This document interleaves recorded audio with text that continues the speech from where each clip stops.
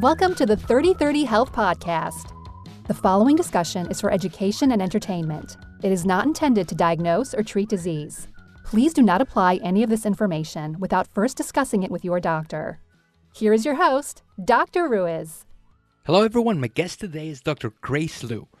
Dr. Grace Liu is the founder of the Gut Institute, and while she has an expertise in the pharmaceutical world, she explores the various scientific, nutritional, and pharmacological ins and outs for optimal health.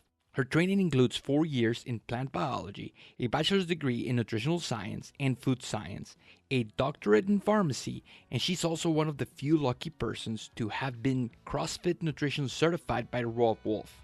I hope you enjoy the show and keep an eye out for the Adrenal Reset Summit. It will be replaying this weekend. I hope you catch it. I was featured in that summit. Remember to follow him on Facebook and visit my website. That's 3030strong.com.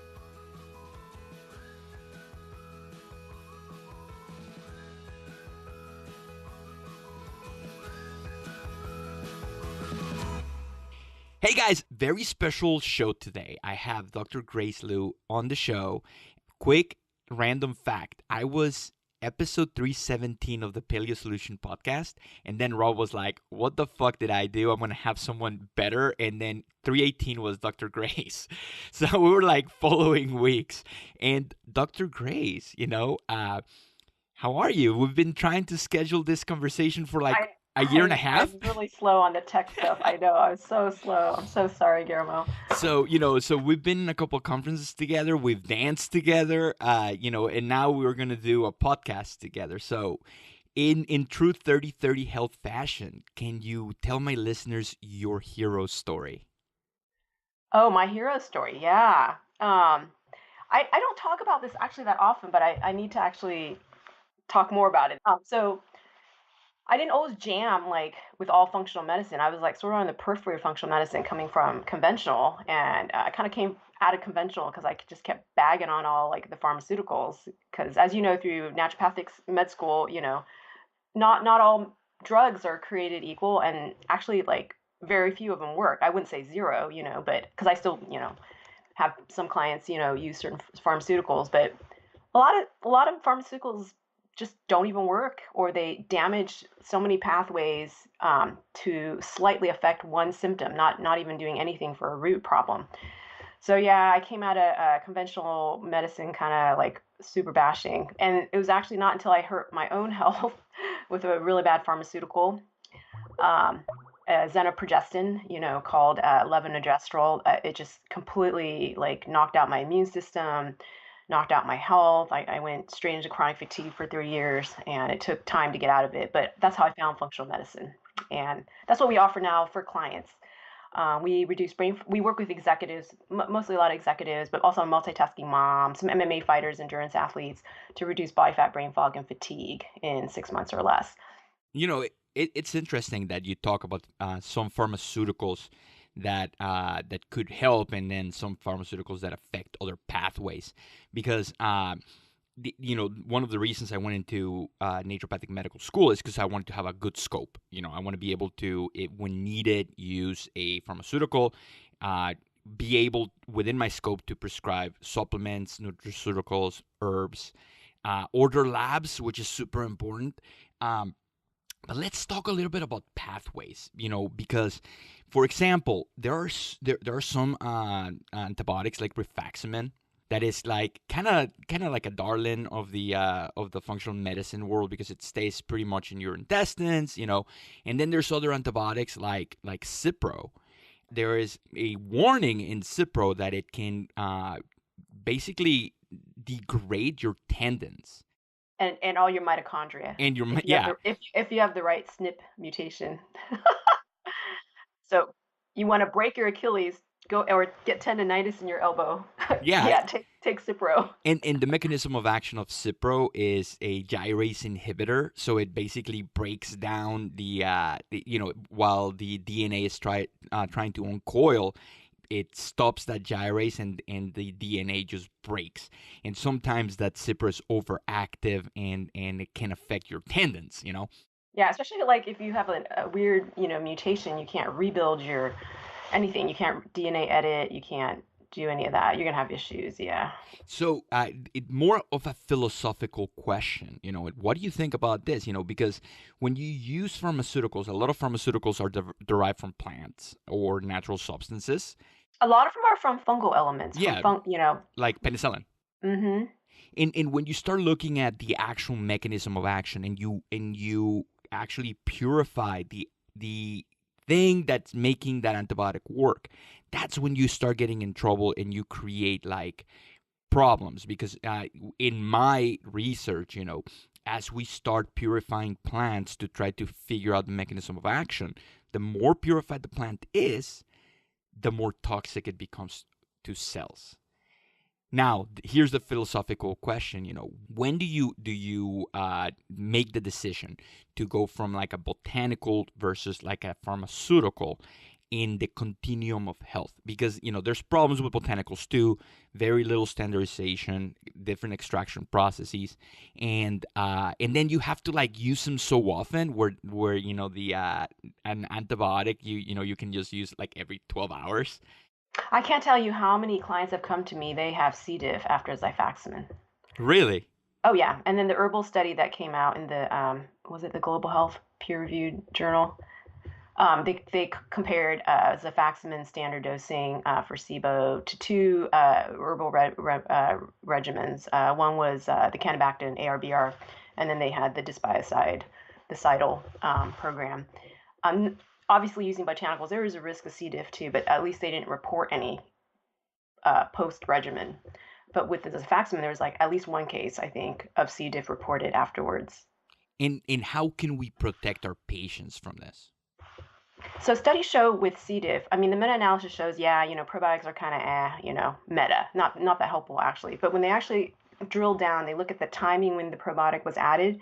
If it was added on the same day when antibiotics got started, then it averted nearly like all like C. diff cases, all CDI, C. difficile infection, which is really important because we have so many people actually dying from it. As soon as they get it, they go into GI failure, they got mucus, diarrhea, everything. And then suddenly they go into like full-on organ failure, liver, kidneys, everything else. And the immune system just cannot handle it. It's so toxic. All Clostridium that affect humans are super, super neurotoxic. And they, debilitate the neurons, the gut, the MMC, the whole motility movement. You can get either constipation or diarrhea. And then what's awful about it, especially us, who have been in the hospital a lot, we carry the spores, then we carry it home. Studies show who get CDI is not actually us, the healthcare workers, because we actually have flora, probably from the hospital, that are really resistant somehow, because there's that diversity of nastiness. But then the contacts at home get it. Maybe they get a round of antibiotic, then boom, they're set up for CDI already. Yeah. So herbals can cause it too, but when you have a high dose monotherapy is, I think, when we get into big trouble. That's why I'm not really into high dose berberine, high dose, even garlic, high dose oregano oils, like the worst. Those are the clients that come to me and they've just knocked out all their good stuff, all their gram-positive and gram-negative. So it's kind of like Xifaxan. What's so nasty about Xifaxan is because it wipes out all the gram-positive and all the gram-negatives. And they're not only wiping out the pathogens, which is wonderful, but they wipe out all the good stuff too. It's so non-selective. So even water is toxic, right? It's all the lethal dose, LD. You're totally right. Okay, so let's say someone has done the rifaximin, how do you begin to rebuild? Okay, so we have to look at the whole terrain and to really know even what's really going on. Like if there was a dashboard to really see what's actually in the dark box of our gut, I found the best test is the Great Plains oat, organic acid test. And it's been around forever. William Shaw, you should actually interview him. He's just amazing. A box of like amazing wisdom. And he's worked with the sickest of the sick. So basically the autistic world out there. I mean, he doesn't know everything, but no one knows everything, right? Yeah. So he's Except just super brilliant. Yeah, I don't. I'm just a vessel. I learned from like really smart people like you, Yermo, who scour like literature and research and share all your goodies.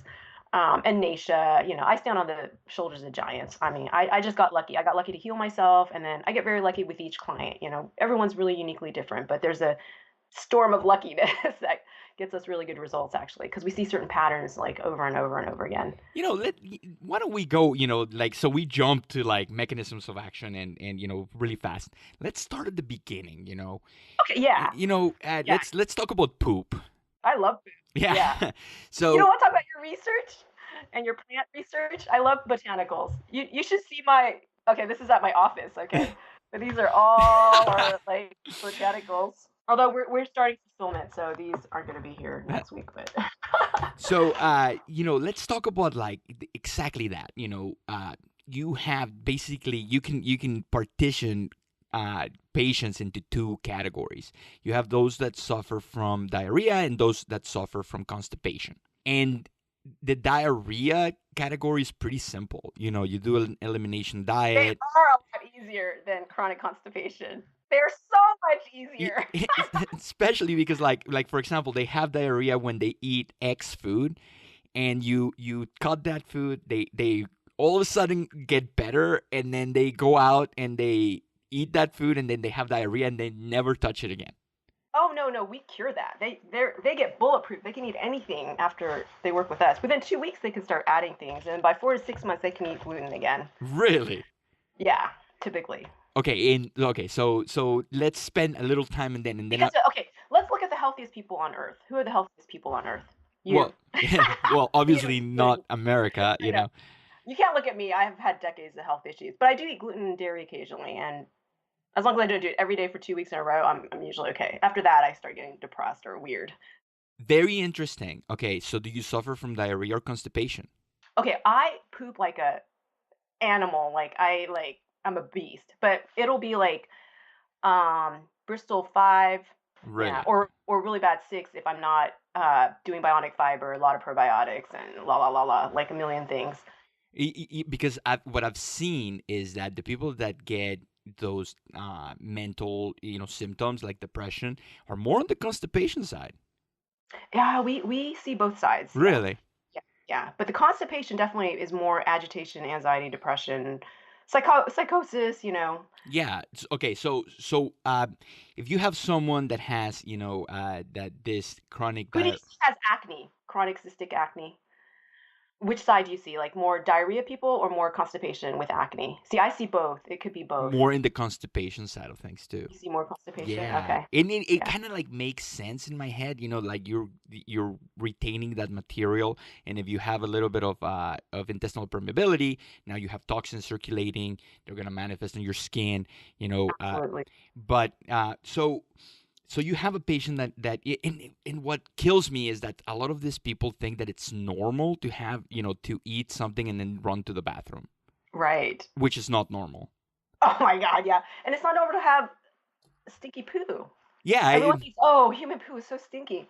No, it shouldn't be. It should be like your ancestors, which didn't smell much at all. and yeah, and if you're sitting there squatting there, for half an hour trying to wipe your butt, Yeah, yeah. you're gonna get killed All by a the ancestors tiger. people, they just knelt and they hover, kneel, in 2 seconds they're done. Well, I don't watch them, but that's Okay, some of so them said so less than a minute for sure. People are reading books and chapters in their throne room. so for the people that are suffering with chronic diarrhea, what are some of the things that they can start doing now before they have to seek for a practitioner? Oh yeah, diarrhea is more usually some subclinical chronic infection of something super pathogenic. Not chronically pathogenic, but like super toxic pathogenic. So we're talking like blastocystis, endolimus nana, and any of the potential, any of the amoebas, protozoa, giardia, entamoeba, things that we chronically see on all kinds of testing, pseudomonas, all the things that cause nasty little pussy ulcers in the gut can be diarrhea, not constipation generally, but it can be both too. Yeah, Because your body's just trying to get rid of it. I think so. Yeah, and obviously there's involvement of the zonulin, but even I've heard of tons of people ordering the zonulin test now, and I have done one or two, but nothing comes back unequivocal. It's a kind of a not so great test. For me, just talking to someone, if you have any chronic issue, you've got permeability. I don't care where it is, how long it is, how short it is, there's permeability and it doesn't belong there. Okay, it's just like arsenic, I mean, you don't need a ton of arsenic to start killing all your cells. Yeah, there's a load, that's going to be super toxic, but you don't really need a lot, right? And then some people may be ApoE4 or MTHFR, compound homozygous. So yeah, that little amount isn't gonna kill me. I'm not like that genetically, but Mr. XYZ, he's gonna be totally brain fog and 3 autoimmune diseases or MS or 3 cancers. And in reality, who wants to be at the threshold? I don't want to be. But we want to build things because, okay, so the healthiest people on earth, I feel, are kind of the blue zone people. They have the same genetics as the worst of the worst of our clients, and then the not so great, the more better clients, right? Healthier clients, right? And you put them in a Western situation, give them Western drugs, put them in Western blue light. I mean, yeah, all the light, right? And stress and sleep deprivation And and they a little bit flip. of, yeah, then they become like all the rest of us. But in their own environment, eating off the land, drinking the water off the land, and having animals all around usually, and eating kind of poor, a lot of cooked starches and veggies and meat, whole animal meat. They are almost virtually disease free from all the studies that have come out. And then when we look at the longevity centenarian studies of these blue zone people, they're pretty tremendous. They've got amazing gut flora. They got all their gram negatives in place, all their gram positives in place. They got their bifido and lacto in place. And usually 5 strains of bifido, 5 strains of lacto. And then they have a lot of bifido longum. That's a strain that we really promote, and we have a probiotic for it. And they have tons of Akkermansia. And their diet is high in polyphenols, a lot of bitter foods, a lot of sour foods, right? And they preserve things through fermentation, so they have a lot of soured foods.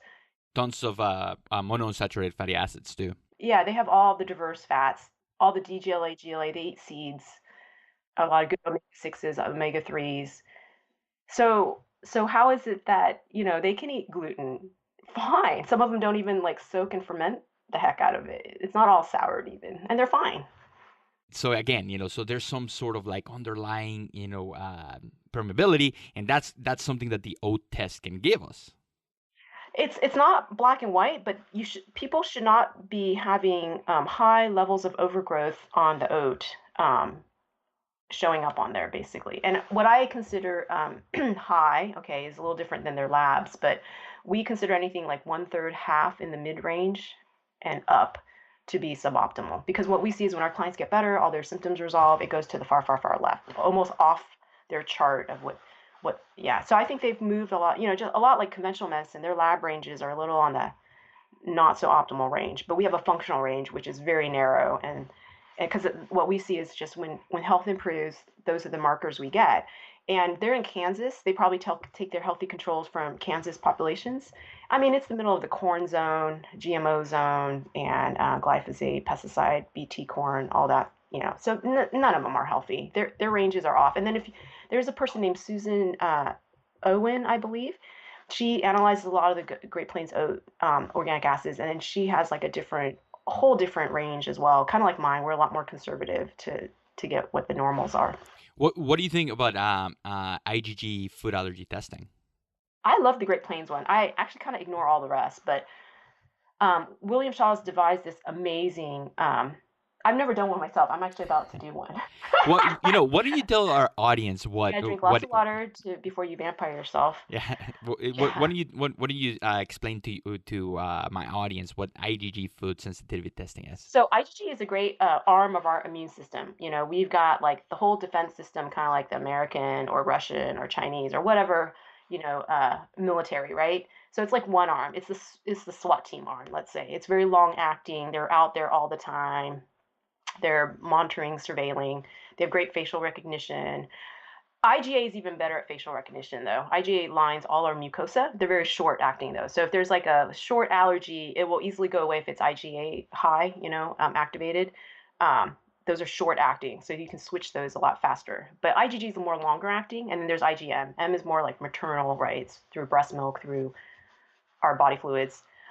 So those are the main ones, but it's actually very intricate, I believe. I think it goes like A, B, C, D, X, Y. Like when I was in school, it wasn't like that, 30, whatever, 25, 20 years ago. So now I know it's a lot. I need to probably pick up my get a new immune textbook You know better. You just came out of school. Yeah. So basically, when you eat something and you have an IgA allergy, that's like your immediate, allergy response, and then your IgG is like a long term, you that some foods cause like molecular mimicry, and then your immune system recognizes those foods as pathogens, and that's when you have your IgG system attacks those foods, and that's when you can create systematic inflammation.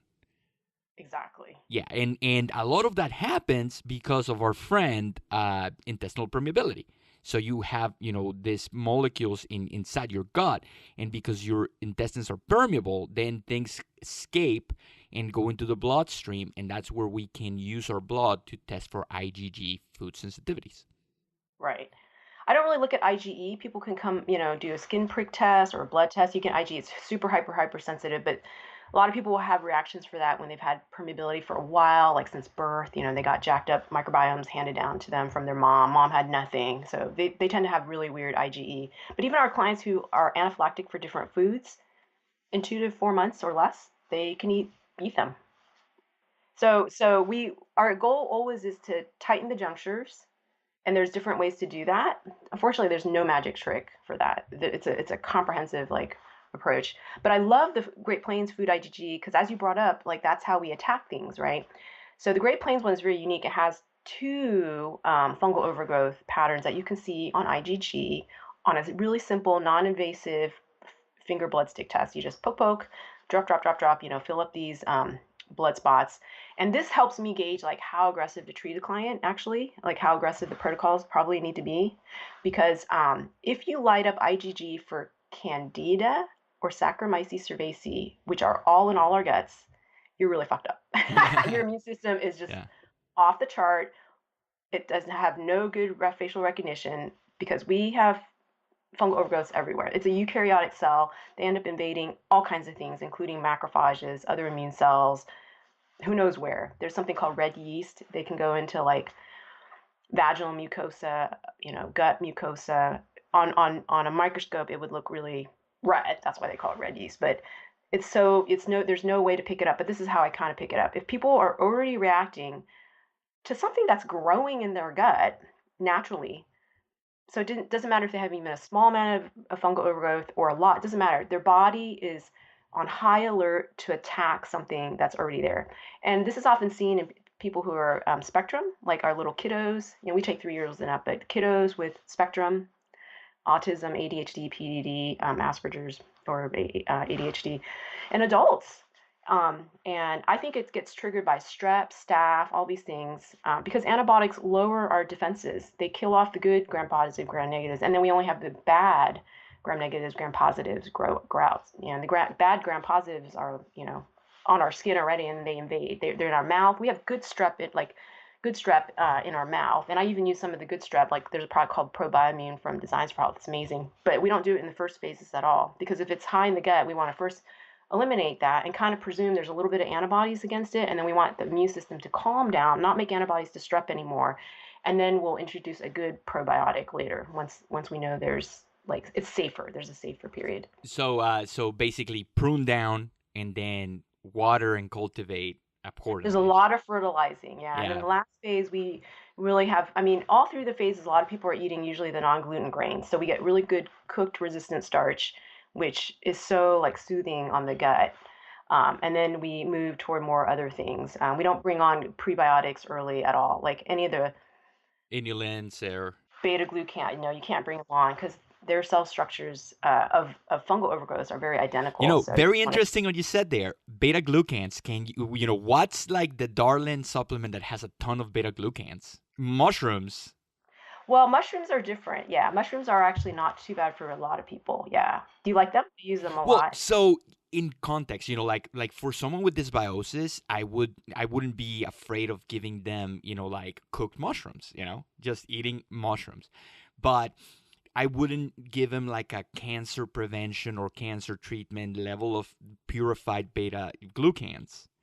You see what I'm saying? Yeah. It's like different, like going back to when we started the conversation. Once you start purifying things, they become a little bit more finicky. Yeah. So Yeah. in the context of like fiber and eating and taste and just having a normal life, eating mushrooms, it's going to be a very reduced mechanism of action. But when you purify it and that's where it gets Yeah. tricky. Yeah. Yeah. Some of the supplements with beta glucan, it kind of creeps me out. Yeah, when you have more than a gram, Yeah. it can be problematic for anybody in the beginning. But by after 8 weeks, like they should be able to do it. So you have a person with diarrhea, so maybe some organic acid test, some, IgG to see what, to gauge their level of immune response, and then diet, exercise, Oh yeah, sleep. those are all standard. Yeah, Yeah, adrenal treatment. Yeah, get the trophic hormones naturally up.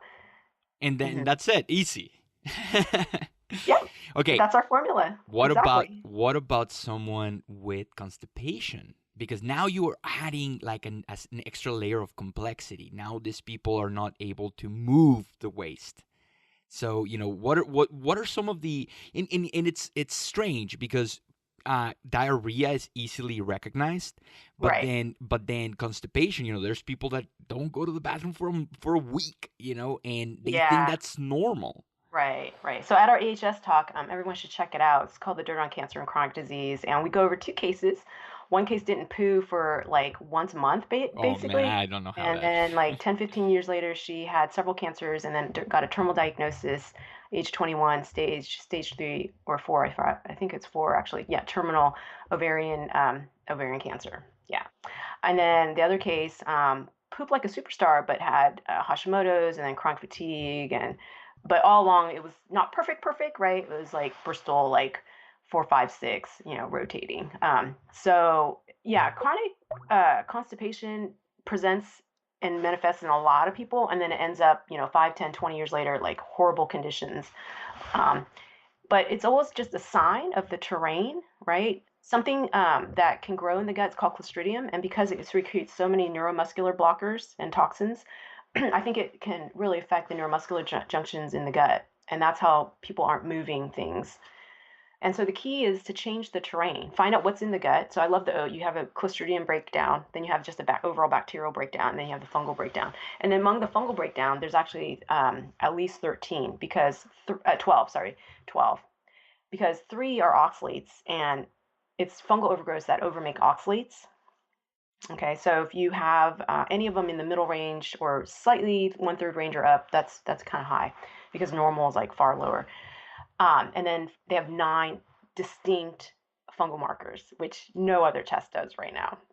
And if you do GI map, you'll miss everything. They never pick up any. And then if you do a CDSA, they never pick up on culture because the media just is not selected to grow out like fungal overgrowths. So if you actually pick up, people standard do like a CDSA culture. If you pick up more than one, that's like amazing. You have a huge fungal overgrowth and huge diversity. That's really not good. Like people will get rhodotorula and candida, or weird black fungus and 2 or 3 like, non-albican, on there, and that's not good at all. But anyway, on the oat, you can pick up a lot of things. You won't get the distinct species of fungal overgrowths, but you get this overall kind of you kind of know what's kind of going on. And it affects a lot of people because people with sinus issues usually have a fungal overgrowth in their sinus cavity. After rounds of Septra or Z-Paks, guess what? You got yeast now. And that's what polyp studies show, sinus surgery studies show. Symptoms recur, and they swab or do whatever, and they look there and they got fungal overgrowths there. It's very natural. We're using antibiotics which kill off good stuff, and then we end up with these fungal overgrowths. So you have to identify really them. In chronic constipation, it's fungal overgrowths, and then usually with Clostridium along with it, or just some other nasty gram negative. How do you get the gut moving? Okay, so I have a constipation protocol. Their goal is to go every day or even twice a day, and they can do whatever they want. I don't care what. Do 1, 2, or 3 of the items. So we have first neuromag, because if they're low on mag, if they have constipation, they're probably low on mag and all electrolytes. Okay, so side question. Uh, I'm a big fan of magnesium citrate. Yeah, so I say that I'm gonna talk about that. Okay, cool. Okay, Yeah. So because you like like it a lot? It works? so yeah, well, Which brand do you like? Designs for Health? I actually use Natural Calm. Oh God, there's so many nasty things in there. It's it's I just put a little bit on hot water right before bed, and that's what I use. I Yeah, know, I know it makes people sleep really well. and people There's so many complain. additives in there. Blah. I think there's maltodextrin in there, so you know it's an emulsifier. It breaks the gut and increases Yeah, permeability. and I love that shit. I know. But mag citrate from Designs for Health is way better. It is a I don't like the price, you know. So we try to offer 10 to 20% off and then extra 10% for our clients because, we want them to have the best products while they're with us or for life. The purity is really important. You have to look at so many good companies, and I won't say all of them, but a lot of them have maltodextrin, and we just can't promote it. We've taken almost all the supplements off that have maltodextrin. We've only kept a few, but because there's some benefits that outweigh the risk of maltodextrin, but it causes IBD. Now, a question for this max citrate from Designs for Health. Uh, is in powder form or is it a Yeah, it's cap? a powder, but there's caps. Also, now is awesome. And then if they have oxalates, we add a little calcium.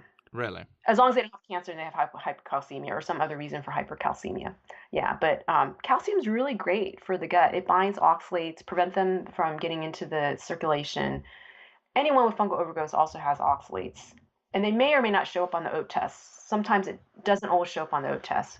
But once you propagate, what we do is we do the antifungal protocols and our gut protocols. We break the biofilms, and then they sometimes will start coming out because they're stuck. They're insoluble, right? There's a high insolubility ratio. I kind of go over this in the HS talk briefly, but when we have heavy metals in there, like copper toxicity, heavy metal toxicity, arsenic, mercury, any of them, they complex with oxalates and they become 100,000 times more insoluble. Whereas if mag is there, mag easily breaks up. The mag dissolves oxalate stones and oxalate little crystallization. So a lot of women, like we have a class soon we're going to be announcing, but men too, prostate and achy breast, fibrocystic breast, it's just oxalates there. That's what biopsy studies show. So magnesium, and then what else do you use? If they're low, we want to correct their brain. Mhm. That affects a lot of things in sleep. So a lot of chronic constipation people, they got migraines, headaches, insomnia, depression, right? And then maybe heart arrhythmias even. So we improve their mag everywhere. So mag 3 and 8 is the neuromag, which has better penetration into blood brain, like presuming they don't have leaky brain. But we want to get a little mag in there. So we do 2 to 4, throughout the day or all at night. And then mag citrate's awesome, like scoops of it, whatever it takes to move. But we go to mag 07 or oxy powder. Either brand is great. So it's mag oxide. So mag oxide will not get into circulation. It mainly stays in the GI. It's topical, kind of doesn't appear to get, Absorbed. Yeah. upregulated. Yeah, so it stays in the gut. But so it's not going to solve any low mag issues or low RBC mag, right? Or bone marrow, mag or, osteoporosis mag. So we do some though because it's coupled with oxygen, and it's oxygen is our tool in the body. We use hydrogen peroxide and blasts of oxygen by our immune cells, to kill pathogens. It's very effective. Like as an antiseptic, like hydrogen peroxide is amazing, right? That's what our immune cells use as well. They do little blasts of peroxide or oxygen, and we can kind of mimic it. I wouldn't overdo the Mag 07 or oxy powder, but it's super effective. Very low adverse effects. No one gets like crampy, icky, yucky stuff like compared to fleets or something, enema or something like yeah. So we also do true fiber. After we do a CDSA, I make sure there's no certain gram, like you don't want to do, if there's Klebsiella or Citrobacter, you don't want to do inulin or phos or fructose or true fiber. So true fiber is very special. It can grow akkermansia, really good things. A lot of people with chronic constipation or chronic diarrhea, they're all missing akkermansia as well as bifidolongum. We always do our bifidolongum probiotic. Our bifidolongum probiotic alone can cure maybe 50% of either diarrhea or constipation. And what's so special about the bifidolongum? Well, everyone's supposed to have it, and then all centenarians appear to have strains of it. It's very amazing, and it's supposed to be in Western breast milk, but it's not. It's completely extinct right now. Like they look at supplies of breast milk in moms. Whereas it's just not there. And then whereas we look at studies with healthy control moms, they have plenty. We look at moms with celiac, they don't have any. We look at moms with ADHD kids, they don't have any. We look at moms who have allergic rhinitis, asthma, eczema, or allergic dermatitis, atopic dermatitis. They don't have it. It's and then with IBD, they're usually missing it as well. It's the first line of defense right at the sterile zone of our mucosa. And this is just so interesting because it's basically like the same protocol for diarrhea and constipation, but different. You just want to get those Well, bowels I have a movement. couple botanicals that I use for nourishment for diarrhea. So are you using like slippery elm or what are you using? No, some of my clients have like issues with salicylate, so the slippery elm has a little bit, so we don't always do that. The botanicals I like to do are combo, so they're low dose. Some have like really good antioxidants, like peach seed, you know, and other antioxidants. A little bit of rhubarb. Rhubarb kind of is nourishing, yet it moves and it kind of moisturizes, our mucosa.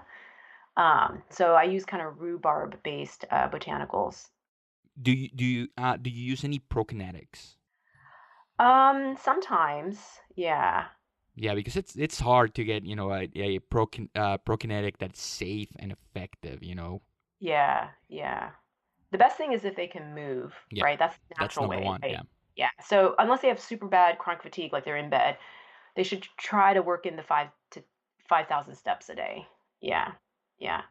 And for chronic constipation, the kinetics, usually it's autoimmune. I think they have autoantibodies against the MMC. There's some studies where there's antibodies against viruses, and they happen to bind that MMC, so that they're basically, it's theorized they're stopping it. Yeah. Have you during your presentation you talked about the biome, the viral biome, and then there's a yeast biome too. Microbiome. Yeah, the microbiome. Have you had any patients with SIFO, or small intestinal fungal overgrowth? Precisely. So on the oat, if it's high fungal overgrowth on the oat, like even one marker high, I would consider that fungal overgrowth. Wow. Yeah, and Yeah, and I'm not too discerning about it. It's and they always do well on the protocols. And we do botanical, so we don't use high dose of anything. Usually we use low doses of several items at one time, and we're always replenishing, always recolonizing, always replenishing, reestablishing the terrain that should be there with bifidobacterium, all its friends, and then some soil probiotics. Do you have some good soil probiotics that you like? prescriptive assist. Yeah, Yeah, yeah. yeah. They're So, awesome. And uh, there's one called Equilibrium we've fallen in love with. It's 115 strain and has like a lot of environmental strains, some Eubacterium, some even some really good Enterobacter in there. So you need good to fight some of the bad. So for Clostridium, like if we identify that, we have people do Clostridium butyricum. It fights bad Clostridium, but it's also great for just overall health as well. yeah, and what would you say to people that have gone to a functional medicine practitioner and they still have problems? Like, how would you guide people that are continue to having these problems and they don't know what the answer is? They have to find someone they can trust and work with for a long time. There's never a silver bullet that I find. I mean, some people can feel great using some silver bullet they think is a silver bullet, but then they eat the foods they can't eat again and all their symptoms flare again. To me, that's not really a solution, right? It's not fixing the root problem. Like if you lick a strawberry and you get MS each time, like you lick a strawberry, like are you going to just stay keto and low carb forever? Like fuck no, I hope not. So you want to fix the root problem. So if you're missing B longum, bifidolongum, you're missing Akkermansia, you're missing all the good flora that would protect against Clostridium, protect against E. coli, bad E. coli, enterotoxic E. coli, hemorrhagic E. coli, whatever E. coli.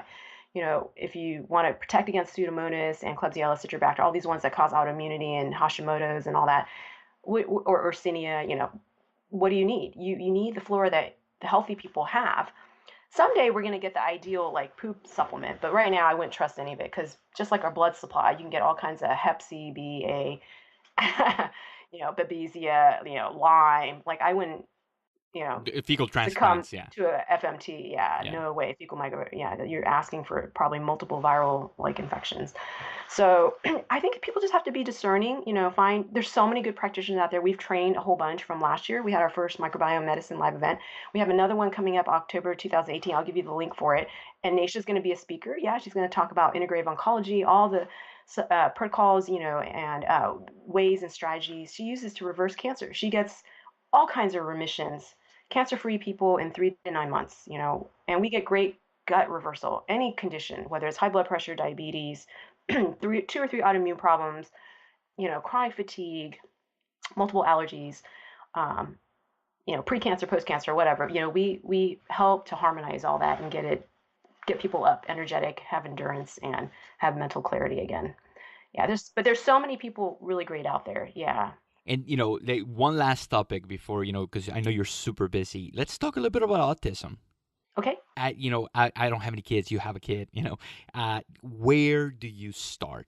I haven't treated any kids with autism, but when I talk in like philosophical, conversations, and I start talking about like a paleo diet, or moms, or the family members are like, well, but they are picky eaters, or they are, Yeah. yeah. So how do you bridge that gap? What's the message that you have for moms out there that are struggling with this devastating thing?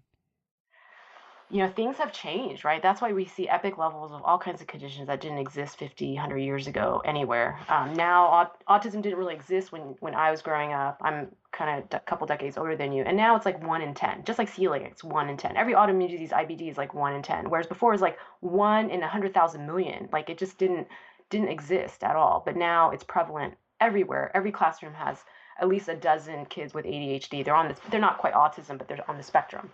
And then half of my friends, little boys, like had PDD, didn't poop in a toilet until like age 4 or 5. Like it's ridiculous. So I would say to moms who have autism, my niece actually was born with autism and she's completely recovered, 98% recovered. It's a lot of work. But my sister did an amazing job. She had a lot of help, a lot of friends. Find a network. If people need help, we have great referrals. We don't treat anything actually because I'm a pharmacist, but we take mild spectrum. But for autism, we refer out, and there's some great practitioners. I'll refer to someone who our clients who have friends or a child like that, because they're the expert, and they have to be experts on detox a little bit, but a lot of nutrigenomics, because not everyone comes down with it. Just like chronic fatigue that I had, not everyone gets chronic fatigue. Not everyone gets Hashimoto's. There's a perfect storm of little mutations that happen, and then little gut things and little toxin things, estrogen dominance things, that you have to really, kind of, it's an art a little sort of, but you have to see the markers improve and their symptoms, have to really improve. But what my sister did, I mean, I'm really so grateful for Robb Wolf. And I just owe him everything, because when we started following paleo and went gluten-free, dairy-free, my niece, who was born with autism, she was like super aggressive, bit everybody, and was mad all the time. And fortunately, she was young and we found some solutions for her. But we went paleo, and then 80% of her symptoms went away. And then gradually over a year or 2 or 3, yeah, we worked on her gut. My sister did a lot of work with her on some cross pattern work and neurologic and hearing work, and she's completely normal now. And no one even knows, like from their church or neighbors, no one even knows of the past. But it wasn't always like that. She used to stim. She used to be this hostile little child that bit everybody, including my 2 daughters. But there's a lot of changes that can happen. Look at the gut. She had multiple parasites.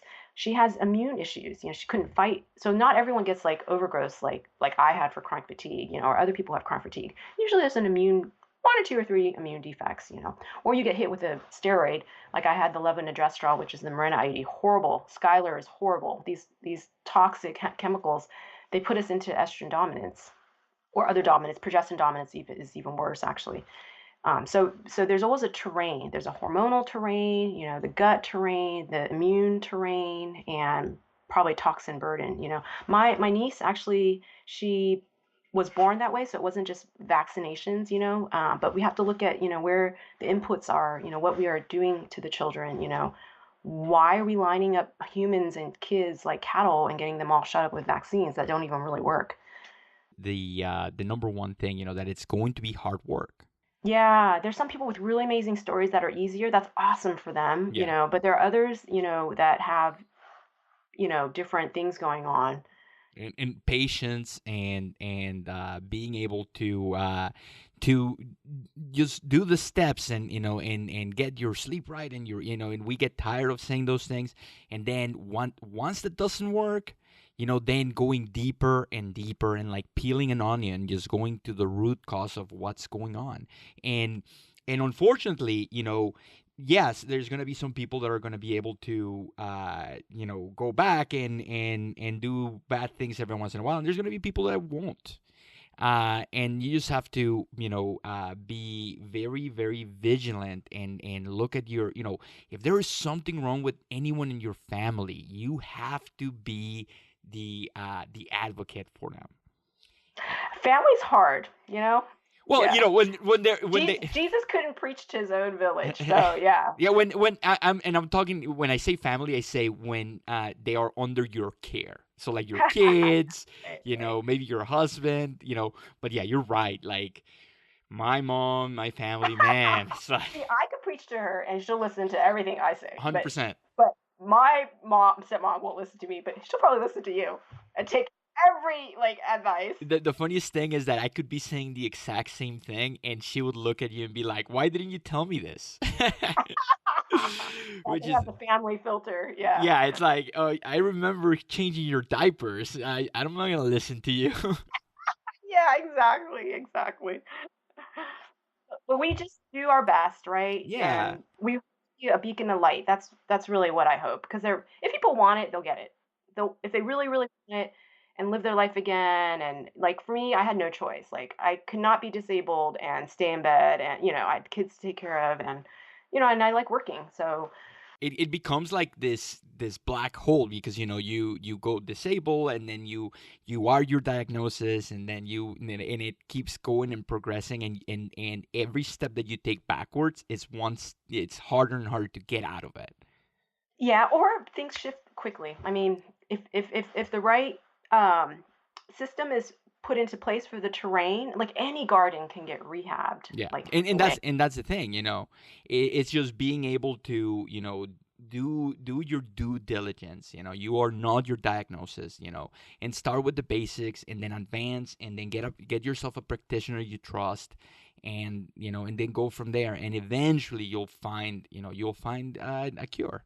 Yeah, and it's true. There's a big component, a psychosocial component. Like, for instance, like I work at home by myself. It gets lonely. Like, people need to have their support. They have to have like-minded, functional medicine-minded, friends. I think. And if people are around conventional friends who just want to just like hammer down on, oh, you're on the bad, not your protocol's gonna kill you or whatever. Like, okay, you have to kind of find sort of new friends to hang out with temporarily. And anyway, if they're super conventional, they probably don't have the best microbes. I wouldn't really want to totally be hanging around them, actually, because we are we are the microbes of our community. Who we hug and kiss and are around all the time. That's just how it is. So yeah, you want to be kind of around like-minded. And then a lot of people I see, like, they actually have really big forgiveness issues, and they're hard on themselves, they're hard on all the people around them. Well, guess what? It's going to be really hard on their gut, and then they're not going to get recovery.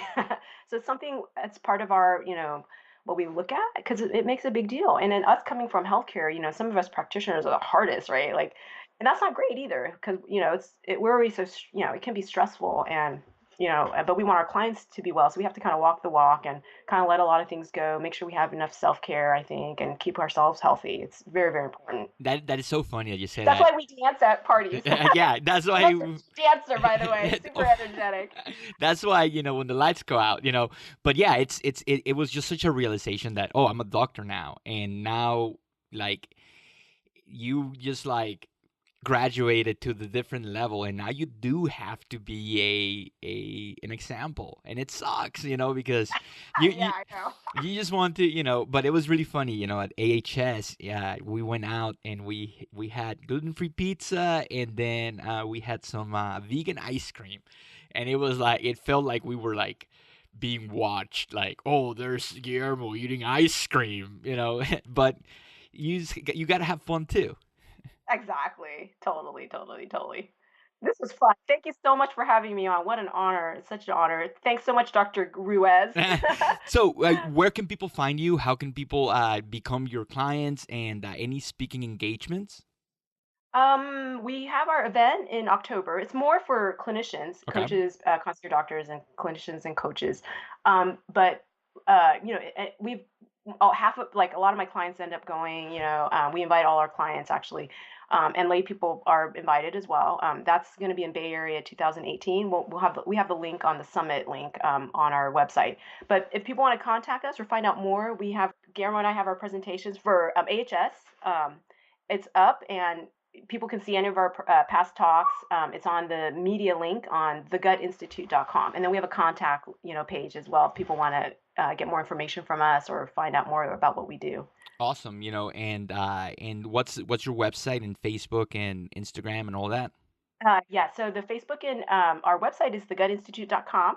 And then, yeah, we have Instagram and Twitter. That's Gut Goddess, gut_goddess. Awesome. Well, thank you so much. Thank you for all the good information you gave my listeners. And I'll see you around pretty soon, I'm pretty sure. Yes, definitely. Bring your dancing boots. Yes, of course. Thank you so much. Yeah, thanks.